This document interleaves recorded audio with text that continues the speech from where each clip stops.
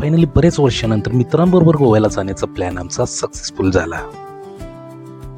कारण गोवा फिरावं ते फक्त मित्रांबरोबरच.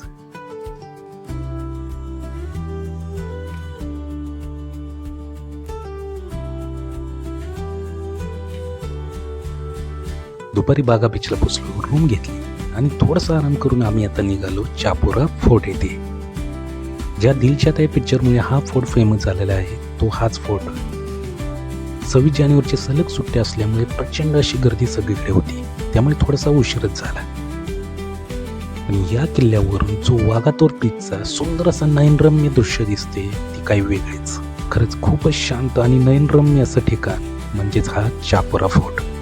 चापोरा फोर्ट बघितल्यानंतर पहिल्या दिवसाचं आमचं दुसरं ठिकाण होतं आरंबोल बीच आणि आम्ही तिकडे आता निघालो. आरंबोल बीच येथे बराच वेळ थांबलो, जेवण केलं आणि रात्री बागा बीच येथे निघालो. सकाळी उठून ठरवलं या ट्रॅफिकमध्ये फसण्यापेक्षा फक्त या बागा बीचवरच एन्जॉय करायचा.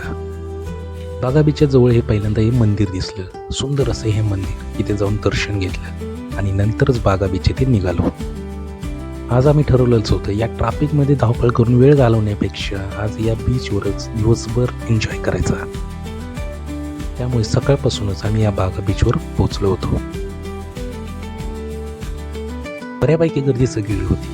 कोणी क्रिकेट खेळत होतं, कोणी मस्तपैकी समुद्रामध्ये पोहत होतं, कोणी बोटीमध्ये बसून आज समुद्रात खोलवर गेलेलं होतं. सगळीकडे मस्तपैकी उत्साहवर्धक वातावरण होतं. आम्ही सुद्धा भरपूर एन्जॉय केला, भरपूर खेळलो, खूप मजा आली आणि त्यानंतर मस्तपैकी हे शॅक्स घेऊन आराम केला. बीचच्या साईडला या शॅक्सवर आराम करण्याची मजा काही वेगळीच असते. बागा बीच येथे तुम्हाला सर्व काही सोयीसुविधा इथं दिसून येतात. हे सुंदर असे शॅक्स, हॉटेल्स आणि सुंदर असे हे बाजारपेठ सर्व काही जवळ असल्यामुळे भरपूर एन्जॉय इथं होतो. बीचलाच लागून भरपूर असे हॉटेल्स आहेत. आम्ही तिथं जेवण करून सुद्धा आलो. जेवल्यानंतर आमच्या 2 ग्रुपमध्ये विभागणी झाली. आमच्यातले 3 जण कलिंगूट बीच येथे गेले आणि आम्ही दोघे मात्र याच बीचवर थांबलो. या बागा बीचच्या शेजारी असलेल्या या बागा नदीमध्ये हे मासे पकडणारे मासे काढत होते, ते बघत बसलो.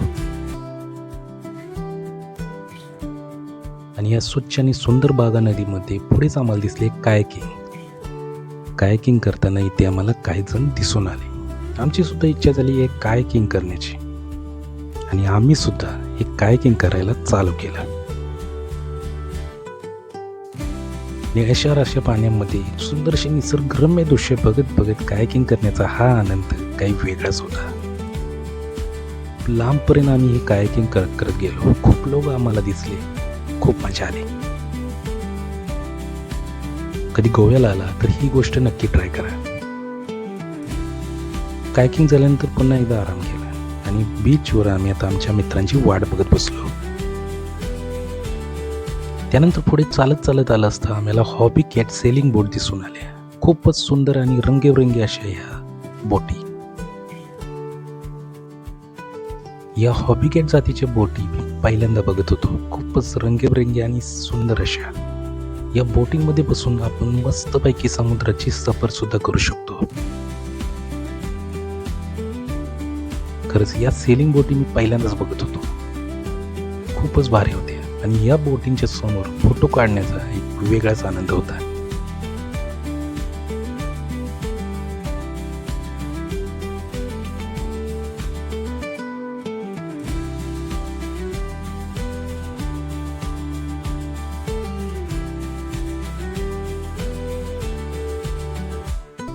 हळूहळू आता संध्याकाळ होत होती आणि बीचवरची गर्दी आणखीनच खूपच वाढली. तरुण मुलं मुली रील तयार करण्यात व्यग्र होती. आम्ही मात्र एका ठिकाणी मस्त गप्पा मारत बसलो होतो. नुसत्याच गप्पा नव्हत्या तर होती शाब्दिक वादावादी. नरेंद्र मोदी वर्सेस राहुल गांधी आणि ही वादावादी चाललेली आमची चक्क या गोव्याच्या बीचवर. सूर्यास्त होत होता आणि हा बागा बीच अधिकच सुंदर आता दिसायला लागलेला होता. या बागा बीचवरून दिसणारा हा सूर्यास्त खरंच खूपच मनमोहक असा होता. खरंच इथला प्रत्येक क्षण आम्हाला एक वेगळाच आनंद देऊन जात होता. कारण ही ट्रिप होती फक्त आमच्या या मित्रांबरोबरची. त्यातच आमचा माऊस भाऊ सुद्धा आम्हाला इथे भेटलेला होता. तो त्यांच्या फॅमिलीला सोडून आमच्याबरोबर मस्तपैकी एन्जॉय करत होता. गोव्यामध्ये नाईट लाईफ एन्जॉय करायची असेल तर तुम्हाला यावं लागेल फक्त आणि फक्त बागा बीचवरच. इथल्या या टिटॉस लेनवर तुम्हाला वेगवेगळ्या प्रकारचे पब्स दिसून येतात. खिशात भरपूर असे पैसे असतील तर गोव्यासारखे दुसरं ठिकाण कुठलं नसेलच. गोव्यातले कसिनोज, गोव्यातल्या पब्स, गोव्यातल्या पार्ट्या, खरंच ह्या गोवा म्हणजे काहीतरी वेगळंच रसायन आहे आणि ते प्रत्येकाने एकदा तरी बघावंच.